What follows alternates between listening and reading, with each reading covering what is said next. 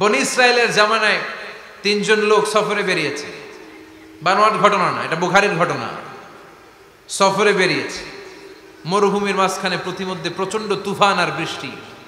বৃষ্টি থেকে বাঁচার জন্য এর একটা পাহাড়ের গুহার ভিতরে ঢুকেছে। হঠাৎ থান্ডার, বজ্রপাত, বিজলি, মুষলধারে বৃষ্টি। বৃষ্টির পানিতে পিচ্ছিল হয়ে উপর থেকে বিশাল প্রকাণ্ড একটা পাথরের খণ্ড এসে গুহার মুখের মধ্যে আটকে গিয়েছে।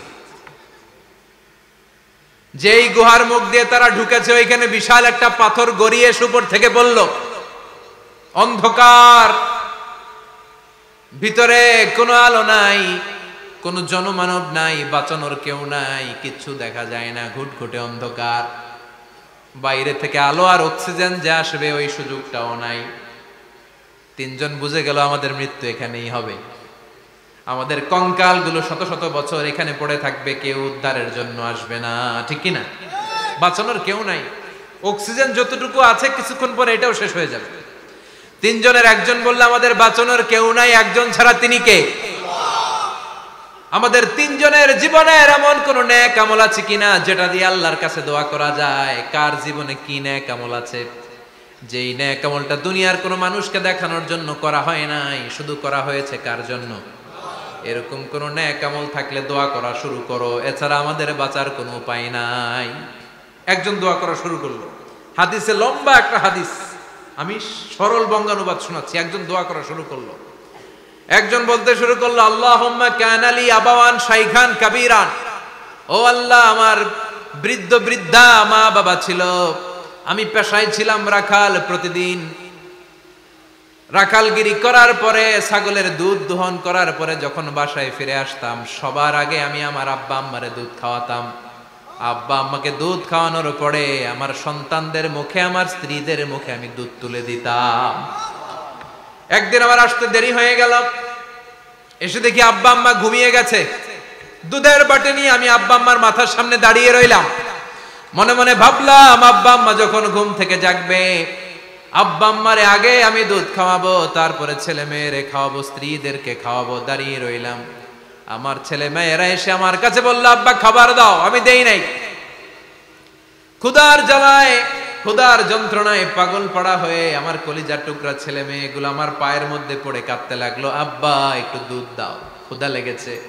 ও আল্লাহ, আমি দেই নাই। ফজর পর্যন্ত দাঁড়িয়ে রইলাম।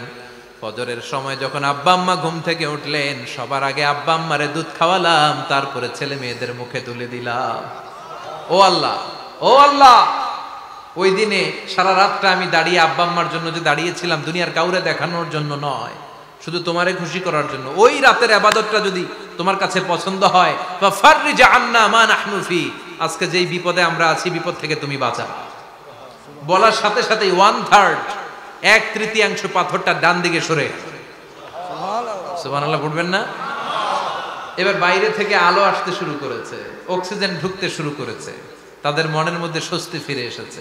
এবার দ্বিতীয় জন দোয়া শুরু করলো, আল্লাহ, আমার এক চাচাতো বোন ছিল, এত সুন্দরী, আমার জীবনে এত সুন্দরী নারী আমি দেখি নাই, এত সুন্দরী নারী। ওয়া কুনতু উহিব্বুহু বিআশাদ্দি মা ইউহিব্বুর রিজাল আন নিসা, একজন পুরুষ একজন নারীকে যত ভালোবাসতে পারে আমি ঠিক ততটা ভালোবাসতাম আমার এই সুন্দরী কাজিনকে, চাচাতো বোনকে। কিন্তু আমার মনের কথা আমার চাচাতো বোনরা আমি বুঝাতে পারি নাই। একদিন লজ্জা শরমের মাথা খেয়ে চাচাতো বোনরা আমি বললাম, তোরে আমি বড্ড ভালোবাসি, একান্তে আমি তোরে চাই। চাচাতো বোন বলল, এত এত স্বর্ণ মুদ্রা যেদিন জমাতে পারবা ওই দিন আমারে পাবা। এবার আমি স্বর্ণ মুদ্রা জমাতে লাগলাম। জমাতে জমাতে জমাতে জমাতে বছর শেষে স্বর্ণ মুদ্রার থলে নিয়ে চাচাতো বোনের হাতে দিলাম। চাচাতো বোন আমার অপকর্মে রাজি হয়ে গেল। গোপন একটা রুমের ভেতরে আমরা ঢুকলাম, দুইজনেই জামা কাপড় খুলে নেকেড হলাম, জিনা করব, পাপ কাজ করব। একেবারে ফাইনাল ডেস্টিনেশন আমরা চলে গেলাম। পাপ কাজ যখন আমরা শুরু করব, ইন দা মিন টাইম আমার চাচাতো বোন আমার ডেকে বলে, ও আমার চাচাতো ভাই, ইত্তাকিল্লাহ, ইত্তাকিল্লাহ, আল্লাহরে ভয় কর, আমার সতীত্ব নষ্ট করে দিস না। আল্লাহ ওই মুহূর্ত থেকে ফিরে আসা কোনো পুরুষের পক্ষে সম্ভব ছিল না। ইত্তাকিল্লাহ এই বাক্যটা শুনে, তোমার আওয়াজ শুনে আমার কলিজার মধ্যে কাঁপুনি ছুটে গিয়েছে। তোমার নাম শুনে আমি আর ধৈর্য ধারণ করতে পারি নাই। চিৎকার মেরে জামা পেড়ে ওই ঘর থেকে বের হয়ে গেলাম। ও আল্লাহ, শুধুমাত্র কেবলমাত্র একমাত্র তোমার ভয়ে ওই দিন আমি আমার চাচাতো বোনের সাথে পাপ কাজে লিপ্ত হই নাই। আল্লাহ রে, ওই দিনের আমলটা যদি তোমার দরবারে কবুল হয়ে থাকে, আজকের বিপদের দিনে তুমি আমাদের বাঁচাও। বলা মাত্রই এই দোয়া আল্লাহর কাছে এত কবুল হয়েছে, কারণ আল্লাহর ভয় এটা পৃথিবীর সবচেয়ে বড় ইবাদত। চিল্লায় বলেন ঠিক কিনা?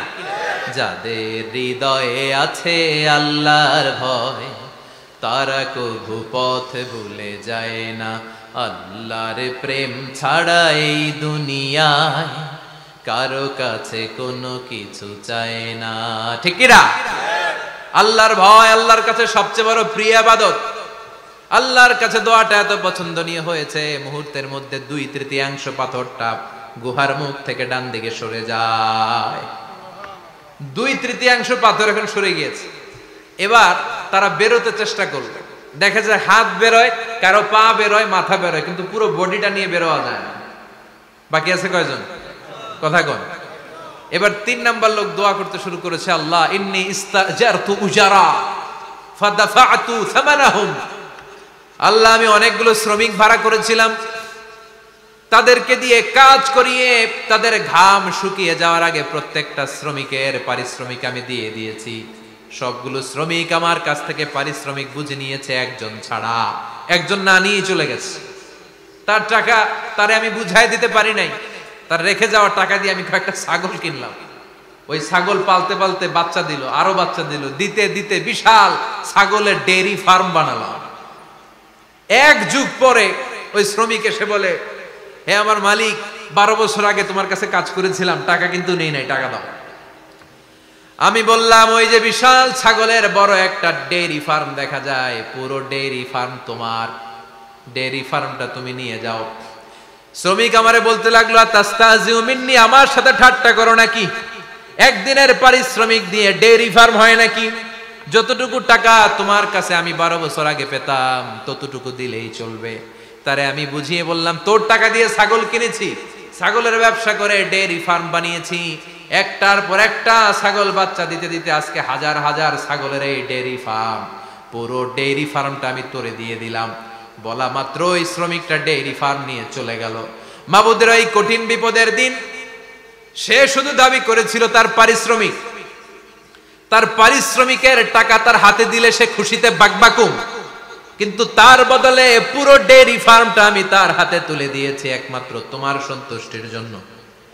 ওই দিনের আমলটা যদি তোমার দরবারে একটুও ভালো লেগে থাকে রে মাওলা, আজকের কঠিন বিপদ থেকে বাঁচাও। বলতে দেরি মুহূর্তের মধ্যে বিশাল পাথর খণ্ডটা গুহার মুখ থেকে ডান দিকে সরে যাও। আল্লাহর শুকরিয়া করে 3 জন বের হয়ে যায়। সহিহ বুখারীর বর্ণনা। আপনার জীবনে এমন কোন নেক আমল যদি থাকে যেটা শুধু আল্লাহর দেখানোর জন্য করছিলেন, আমরা আমল করব অবশ্যই দেখানোর জন্য, তবে মানুষকে নয়। কারা দেখানোর জন্য? আমাদের সব দেখানো হবে একজনকে। চিল্লায় বলেন, তিনি কে? আপনার এমন কোন নেক আমল যদি থাকে যেটা আপনি আল্লাহরে খুশি করতে করছিলেন, ওইটার ওসিলা করে দোয়া করে দেখেন, ওই দোয়া কবুল করে নিবে কে? রাজি আছেন তো? সব সময় অন্যায় হয়ে গেলে, পাপ হয়ে গেলে তওবা করব কার কাছে? বিপদে আপদে সব অবস্থায় আস্তাগফিরুল্লাহ পড়তে রাজি আছেন তো? আর জিকির চলবে একজনের। চিল্লায় বলেন, তিনি কে? আর সব সময় দোয়া করব কার কাছে? রাজি আছেন তো সবাই? যেদিন বিপদে পড়ে যাবি ওই দিন দেব। যেদিন পিতা সন্তানরে চিনে না, সন্তান পিতারে চিনবে না, পীর সাহেব মুরিদরে চিনবে না, মুরিদ পীর সাহেবরে চিনবে না, মুসল্লি ইমাম সাহেব চিনবে না, ইমাম মুসল্লি চিনবে না, নেতা কর্মী চিনবে না, কর্মী নেতারে চিনবে না। চিল্লা এখন ঠিক কিনা? কেউ কাউরে চিনবে না, কেউ কাউর কোনো উপকারে আসতে পারবে না। ওই কঠিন দিনে তোরে আমি দেবরে গোলাম। তাহলে এই যে এতগুলা দোয়া ছোটবেলা থেকে আনটিল টুনাইট, এর রাত পর্যন্ত যে দোয়াগুলো আল্লাহর কাছে করছেন, লস হয়েছে? চিল্লায় বলেন, লস হয়েছে না লাভ? লস না লাভ? আল্লাহ বলে, গোলাম চা বেশি বেশি দোয়া কর। উজিবু দাওয়াতাদ দাঈ ইযা দাআন। আমার বান্দা আমার কাছে চাইতে দেরি হয়ে যায়, দোয়া কবুল করতে দেরি হয়, এজন্য বারবার চাইতে হয়। না দিলেও চাও, না দিলেও হয় একটু পরে দিবে, দেরি করে দিবে, যখন আমার জন্য উপকার হবে, ভালো হবে, তখন দিবে, তা না হলে কিয়ামতের ময়দানে দিবে। চিল্লায় বলেন ঠিক কিনা? বেশি বেশি দোয়া করবেন, সবার জন্য করবেন। নিজের জন্য করবেন, ফ্যামিলি মেম্বারসদের জন্য করবেন, শুভাকাঙ্ক্ষীদের জন্য করবেন, শত্রুদের জন্য বেশি করবেন, হেটার্স যারা আছে ওদের জন্য বেশি দোয়া। আল্লাহ যেন এগুলোর হেদায়েত দেয়। ইসলাম বিরোধী যারা এদের জন্য দোয়া, হিন্দু বন্ধু থাকলে এদের জন্য দোয়া, হেদায়েতের দোয়া, ঠিক কিনা? সবাই সবার জন্য দোয়া করেন। অনেকে কয় হুজুর আমি আরেকজনের জন্য করবো কেন, হ্যাটটা হ্যাঁ করবো, আমার দোয়া আমি করুম, আছে না নাই? না, আপনি তার জন্য করবেন। আপনি যদি আপনার ভাইয়ের জন্য দোয়া করেন, ফেরেশতারা বলে ওয়ালাকা বিমিসলিন, মানে আল্লাহ সে তার ভাইয়ের জন্য যে দোয়া করলো এই দোয়াটা আগে তার জন্য তুমি কবুল করে নাও। আপনি যদি দোয়া করেন আল্লাহ আমার ভাই অসুস্থ, তুমি তারে সুস্থ করে দাও, ফেরেশতারা বলে আল্লাহ যেই লোকটা দোয়া করলো তার মধ্যে যদি কোনো রোগ থাকে আগে তারে সুস্থ করে দাও, পরে বাইরে। ফেরেশতাদের দোয়া কবুল করে নেয় কে? আল্লাহ। আপনার দোয়া কবুল হইতেও পারে নাও হইতে পারে, কিন্তু ফেরেশতারা আল্লাহর কাছে দোয়া করলে এটা কবুল হবে না? আপনি যদি দোয়া করেন আল্লাহ আমার ভাইয়ের আর্থিক অবস্থা খুব খারাপ, তারে ধনী বানিয়ে দাও, ফেরেশতারা বলে ওয়ালাকা বিমিসলিন, ও আল্লাহ এই দোয়াকারী তার ভাইয়ের জন্য যেই দোয়াটা করেছে আগে তার জন্য দোয়াটা কবুল করে নাও। সুবহানাল্লাহ পড়ো।